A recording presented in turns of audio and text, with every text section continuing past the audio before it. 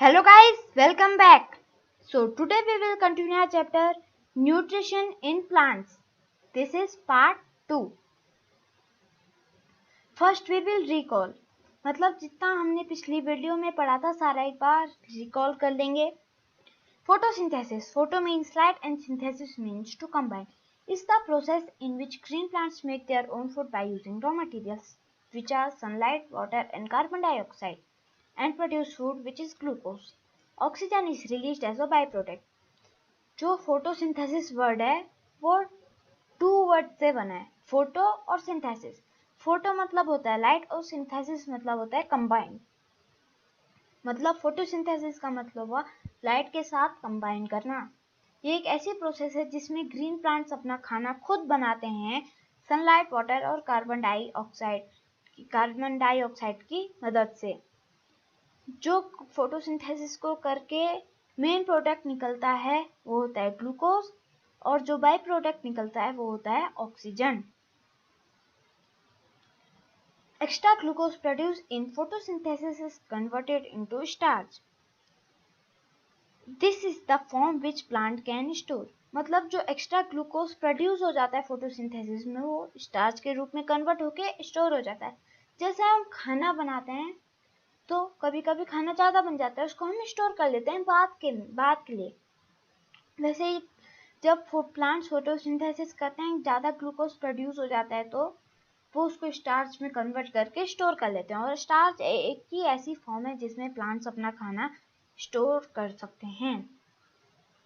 Starch is also called carbohydrates. Starch को हम carbohydrates भी कहते हैं. The presence of starch in leaves indicate the occurring of photosynthesis.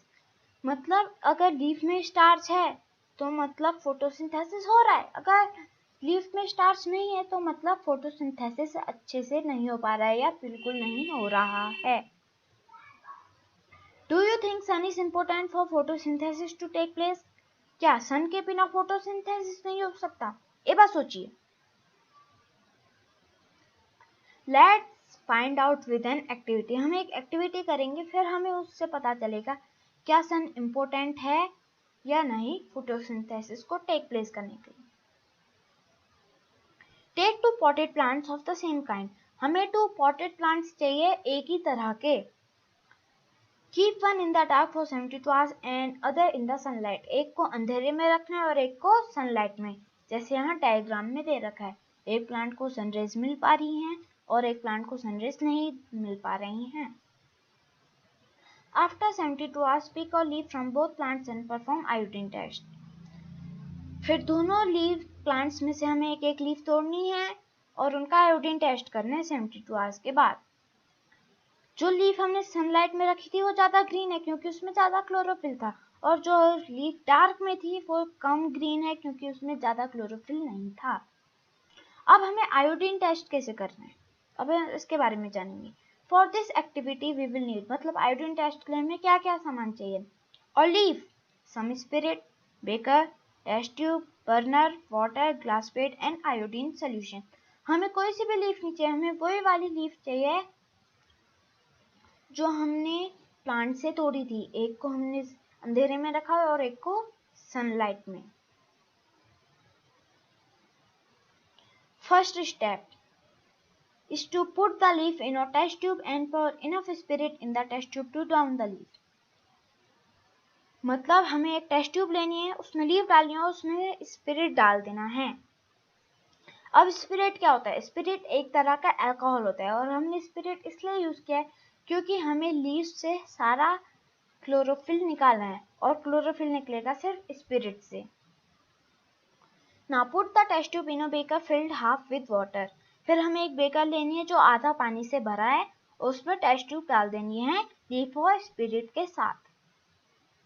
Place the beaker with the test tube in it on a burner so that water starts heating up. फिर हमें baker लेना है. मतलब हमने जिस बेकर में आधा पानी और टेस्ट ट्यूब डाली है उसको हमें बर्नर के ऊपर रख देना है और उसको हीट अप करना है.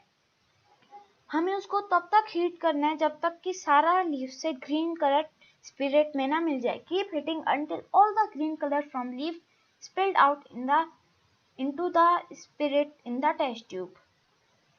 अब हमने बेकर और पानी क्यों लिया है?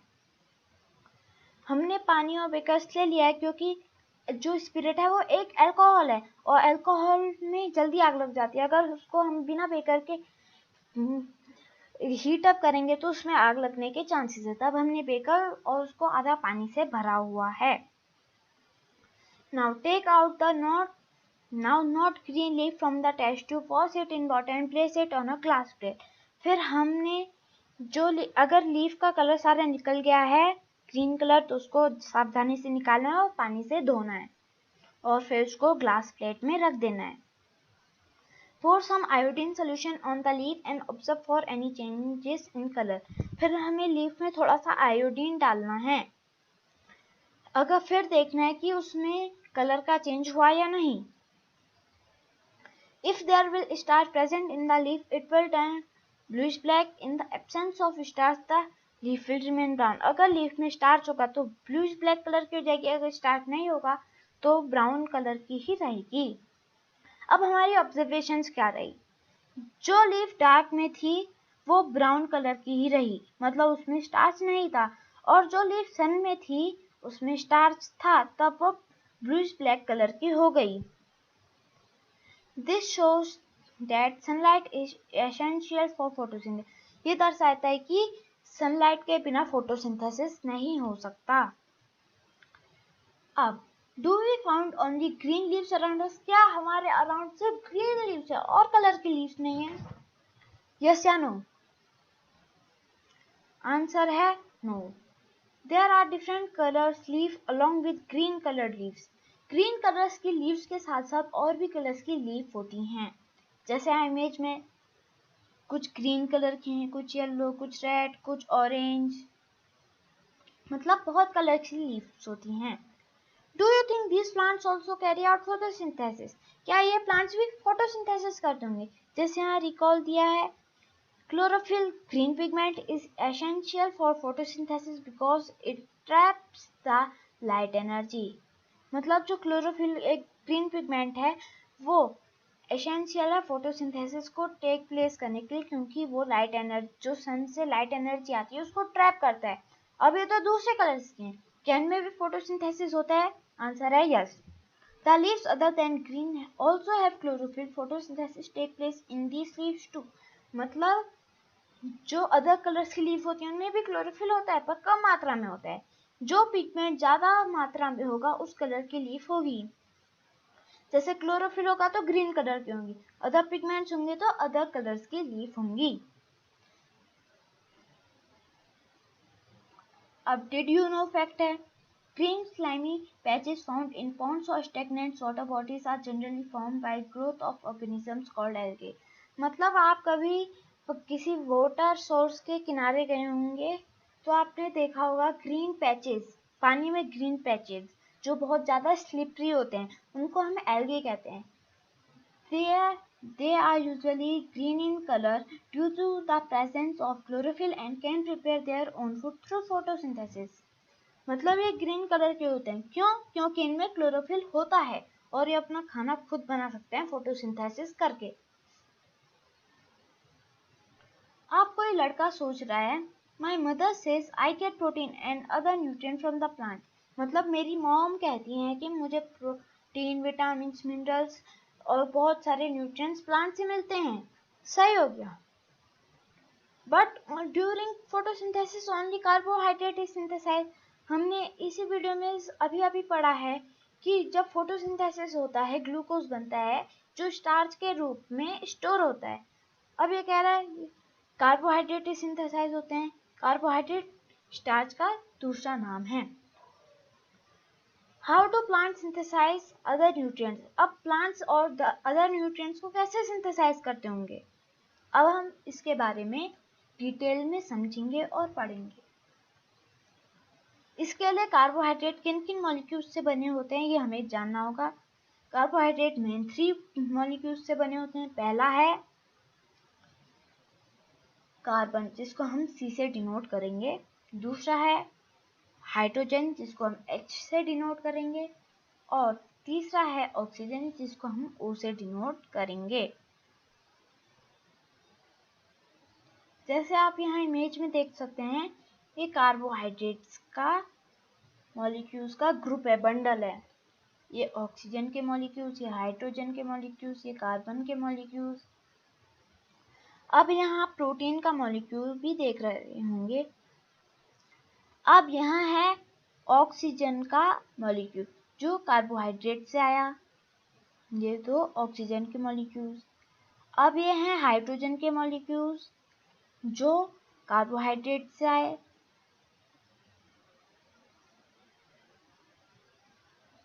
अब ये हैं कार्बन के मॉलिक्यूल्स जो कार्बोहाइड्रेट से ही आए। हमने पढ़ा है 3 main components, hydrogen, oxygen, carbon. अब ये आप पर्पल कलर का देख होंगे जो है नाइट्रोजन।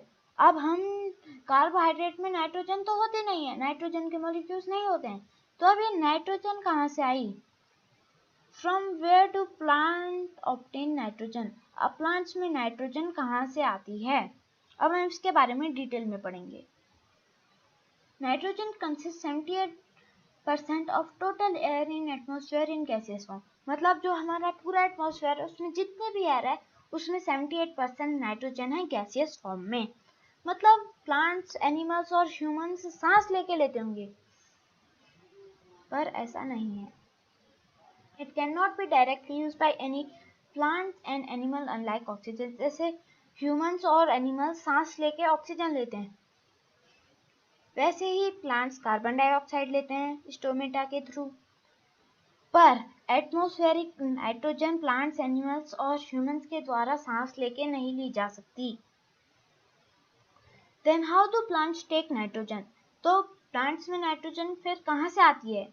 These are bacteria। ये बैक्टीरिया की मदद से आती है। जो लेग्यूमिनस प्लांट्स होते हैं उनकी रूट्स में एक सर्टेन टाइप्स के बैक्टीरिया रहते हैं जो गैसियस नाइट्रोजन को एक यूजेबल फॉर्म में कन्वर्ट करके सॉइल में रिलीज करते हैं। फिर उसको प्लांट्स रूट्स के थ्रू एब्जॉर्ब करके दूसरे कंपोनेंट्स बनाते हैं, दूसरे न्यूट्रिएंट्स बनाते हैं। Soil has certain bacteria that convert gaseous nitrogen into a usable form and release into the soil. Along with bacteria, farmers add fertilizers rich in nitrogen so that plant can fulfill their nitrogen requirement. Bacteria के साथ साथ जो farmers होते हैं वो fertilisers भी डालते हैं जो नाइट्रोजन में रिच होते हैं, ताकि जो प्लांट्स हैं वो अपनी नाइट्रोजन की रिक्वायरमेंट्स फुलफिल कर सकें। अब हम डिटेल में पढ़ेंगे हेटेरोट्रॉपिक प्लांट्स के बारे में। अब हमने तो पढ़ा है प्लांट्स ऑटोट्रॉप्स होते हैं, तो हेटेरोट्रॉपिक प्लांट्स शब्द क्यों यूज किया गया है? हमें पता है ऑटोट्रॉप उन्हें कहते हैं जो अपने नरिशमेंट खुद करते हैं, और हेटेरोट्रॉप उन्हें जो दूसरे पर निर्भर हैं अपने नरिशमेंट के। ये जो 4 टाइप्स के प्लांट्स यहाँ गिवन है ये भी दूसरे पर डिपेंडेंट है अपने नरिशमेंट के लिए। ये है parasitic plants, insectivorous plant, saprotrophic plants and symbolic plants. इस वीडियो में हम पैरासिटिक और इंसेक्टिवोरस प्लांट्स के बारे में डिटेल में समझेंगे और पढ़ेंगे। पहले हम लेंगे पैरासिटिक प्लांट्स। पैरासिटिक प्लांट्स में हम कस्क्यूटा के बारे में जानेंगे। अब आप जो इमेज देख सकते हैं आप ग्रीन कलर के लीफ में एक लिप्टे हुए टाइप की शेप्स देख सकते हैं।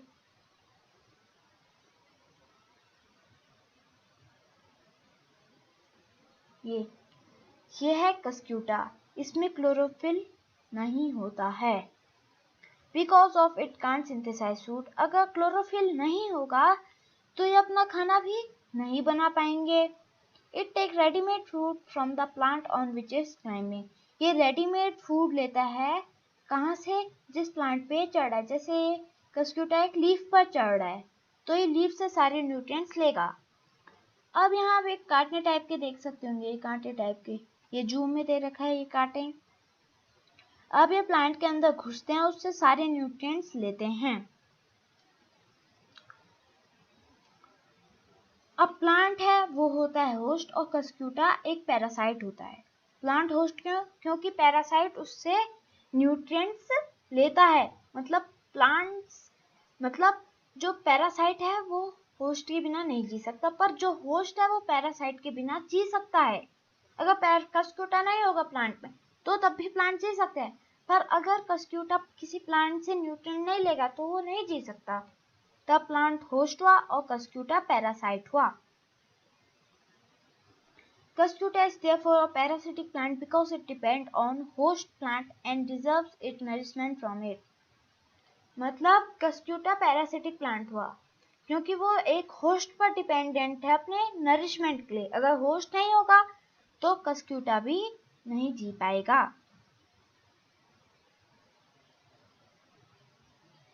हमने हेटरोट्रॉपिक प्लांट्स में, हेटरोट्रॉपिक प्लांट्स का मतलब क्या होता है? जो दूसरे पर डिपेंडेंट है। कस्क्यूटा भी दूसरे होस्ट पर डिपेंडेंट है, प्लांट पर डिपेंडेंट है अपने नरिशमेंट के लिए, तब ये हेटरोट्रॉपिक प्लांट्स की कैटेगरीज में आता है। अब हम इंसेक्टिवोरस प्लांट्स के बारे में डिटेल में समझेंगे और पढ़ेंगे। There are few plants which trap insect and smaller animal digest and obtain nutrients. These are called insectivorous plants. मतलब बहुत तरह के प्लांट्स होते हैं, ऐसे प्लांट्स जो इंसेक्ट्स और छोटे छोटे एनिमल्स जैसे चूहे, तितलियां, फ्लाइज इनको खाते हैं, उनको डाइजेस्ट करते हैं और उनसे न्यूट्रिएंट्स लेते हैं। जैसे आप इमेज 1 में देख सकते हैं, ये है एक वीनस फ्लाईट्रैप और यहाँ है एक पिच्चर प्लांट। ऐसे प्लांट्स जो छोटे छोटे एनिमल्स को खाते हैं, उनको डाइजेस्ट करते हैं और उनसे न्यूट्रिएंट्स लेते हैं, उनको हम इंसेक्टिवोरस प्लांट्स कहते हैं।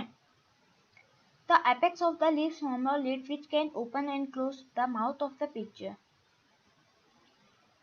मतलब जो पिच्चर प्लांट होता है, इंसेक्टिवोरस प्लांट्स में हम पिच्चर प्लांट के बारे में पढ़ेंगे। अब जो एपेक्स ऑफ द लीफ, मतलब ये आप जो स्ट्रक्चर देख सकते हैं ऐसा, इसको कहते हैं हम लिड। मतलब ये लिड की तरह काम करता है जो खुलता और बंद होता है। ये है माउथ ऑफ द पिच्चर। ये जो माउथ है पिच्चर प्लांट का, उसको खोलने और बंद करने में मदद करता है। जैसे कीड़ा आएगा, अगर ये खुला ही रहेगा तो कीड़ा भाग भी सकता है, अगर ये बंद हो गया तो कीड़ा नहीं भाग सकता। अब इसके पास कीड़ा क्यों आएगा? क्योंकि एक ऐसी स्मेल छोड़ता है जिससे कीड़ों को लगता है यहाँ फूड है। तब ये फूड के सर्च में इसके अंदर जाते हैं, फंस जाते हैं और ये पिच्चर प्लांट उनको डाइजेस्ट कर लेता है। जो पिक्चर लाइक क्या जग लाइक स्ट्रक्चर है इसका, इससे ही इसको नाम मिला है इसका पिक्चर प्लांट। जैसे ये आप देख सकते हैं, हिमट के जैसा सिर्फ अंदर से खोखला और बाहर से थोड़ा सा मोटा। Inside the pitcher there are hairs which are directed downwards.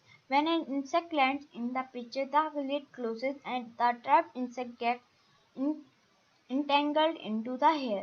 जैसे ही कोई इंसेक्ट अंदर जाता है, मतलब पिच्चर प्लांट के अंदर जाता है, जो लिड है वो क्लोज हो जाती है और पिच्चर प्लांट के अंदर जो हेयर होते हैं वो इंसेक्ट को ट्रैप कर लेते हैं।